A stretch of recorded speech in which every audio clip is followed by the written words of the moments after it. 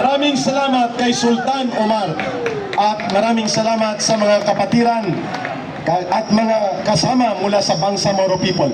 Magpahinga daw muna tayo at may musika at may mga tugtugin at mamaya po may mag-sustain ng program. Susubukan ni Ka Eric bumalik muli. May schedule na ako, kaya exit muna si Ka Eric. Pero don't bother, don't worry. Wala pa po akong panibagong warrant of arrest. As of this afternoon, wala pa. Pag nagkataon, pang-anim na kaso yun.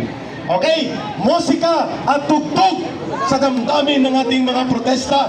Tuloy-tuloy ang puwersa at daloy ng sambayan ng Pilipino sa labas ng Senado. Lilikain ng panibagong EDSA. Yun kasaysayan natin. Napunto kahit sa propaganda, di na kailangan sumingot. Oh my God, project pero si Bangag wala daw alam dito. May nawawalang bilyones, ingay politika lang daw. Walang programa, hindi mo lang daw get. Sa utak nila si Junior ay best of the best.